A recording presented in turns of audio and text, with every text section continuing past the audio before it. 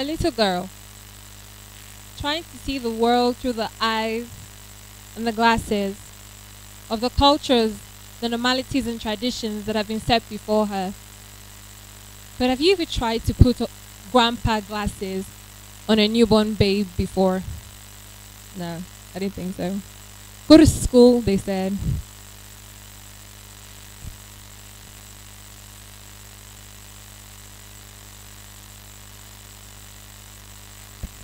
Go to school, they said. Get a good job, they said. You see, this is our usual life cycle. Be born, grow up, go to school, get a good job, get married to, a fine young lady or a fine young man, have kids, have good kids. Let them go through the same process, then die. But you see, this dream was too myopic for this little girl. They expected her to be the petals on a flower, but she was the whole bouquet. So she was a girl in a dark world, and although she was dark-skinned, she still stood out. So she stepped out into the world, and she said, "Hello world, where do I fit in?"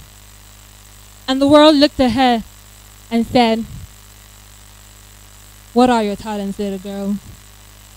And she said, "I can sing, I can rap, I can dance, I can act, I like to read, I like to show off my physique, so I guess I'll be modeling. I have a lot of interests, I have a lot of things that I like to do." And the world looked at her and said, "Little girl, don't you know, all that can't fit into a box." So like Incredible Hulk taking a morning stretch, all the nails and the bolts that they had used to construct a box in her heart had to break free. They had to break loose. This little girl, like you can imagine, was me. This was the story of my becoming, like Cecilia Okpo said in her TEDx talk. I had a lot of things. I had a lot of things that I wanted to do. I wanted to be able to sing, still write.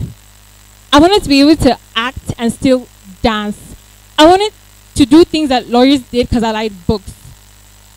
But apparently there was a place like stones being fitted in the ground where everybody had to fit in, or else you would be a misfit. And I didn't want to be a misfit.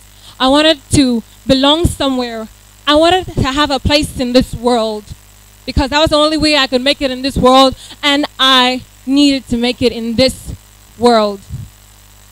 Now I have to take you to a little different story. While I was a bit younger than I already am, my cousin and I decided that we were not going to kill the creativity in us.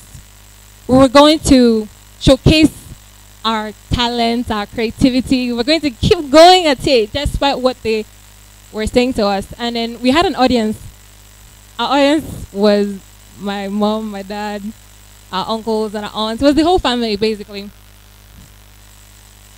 And then they would sit and would rehearse night after night, and we would come and we would dance and we would act and we would sing for them. And then I would come and I would sing off key, but they would still applaud because, well, I'm the little girl. But still in the morning they would ask me, "What do you want to be?"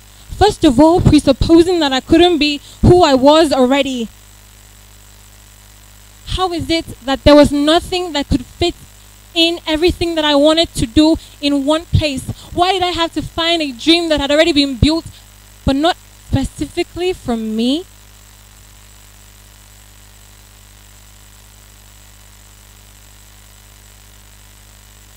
And then, as I was doing my thing, I was going about all these things that I used to do with my cousin. I found a thing. I found a very interesting thing. Something that could express me in totality. Taking everything that I could possibly do into one. And it was a performing thing, so it was really awesome. I could strut, I could use my stage, I could laugh, I can smile, I could make you happy. And then people used to say to me, you know that thing that you do, could you please come and do it for me? It was a thing, and I used to happily go and I would do it. Until one day, somebody said to me, you know, you sound like, I'm like, what? A person's like, I like your spoken word. And I'm like, my what? Apparently, the thing that I loved so much that I thought I had invented was already a thing. It was already in existence.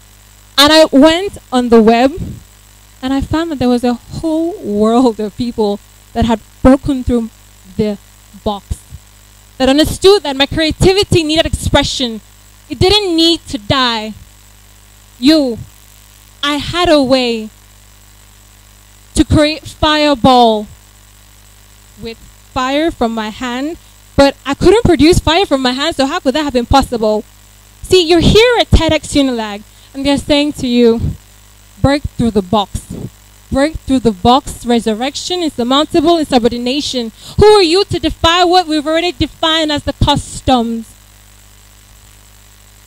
I say, but I don't know that some practices are not set in stone. Cold, wrestle against the ice, cold stone. Right now you're living the fast lane, American Express. At the moment, ATM. See, you're supposed to be living a life different from your peers. I must be an apple dangling in the sight of Eve. I must be different. You see, even though I'm not bleaching, I understand that my future is enlightened because I am brightened. I'm attracting the limelight and I'm not going to take it lightly. Lee, Bruce Lee. I keep on fighting against the odds, even when the numbers don't add up. See, even when you don't expect who I am to add up, I'm not going to subtract what I can be to equal into what your statistics have said my future is going to be. I'm going to be busy. I know it's going to be difficult. I know that they're saying we should break out of the mold, but it's not easy. It's not fun, guy, but I'll keep going. They're going to keep poking holes into what I'm doing. Don't be afraid to step out into the deep.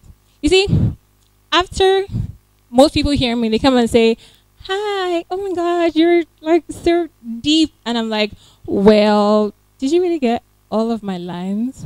Like, you know, I said, I am so deep, like, well. That didn't really click at first, but it's okay. Not everybody's supposed to get you at first instance.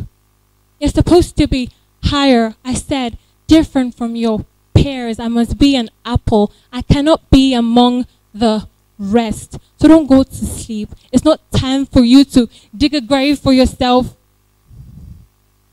It's time for you to be different. Don't be afraid of expression. Don't kill the dream. Listen, even in what I found, in the spoken word that I found, I decided that I wasn't going to be in this new box that they had created for me. I was going to open up my mind into a whole different reality. I won't be that spoken word artist that you see, that you say, oh, she's a black girl. She's going to talk about intolerance, slavery. Oh, she's feminine. She's going to talk about feminism and all those things that affect the world because, you know, women are the only ones that injustice happens to. No. I want to talk about your smile. I want to talk about my shoes. I want to talk about what makes me happy. Spoken word is expression. It's freedom. Spoken word has made me who I am right now. And I believe in the life. So although I'm studying law at the University of Lagos, I'm teaching spoken word. And it's really simple because you can do it too. Because if you tell me your day, I can turn that into spoken word. And we can share a bout of laughter and bring smiles to your face.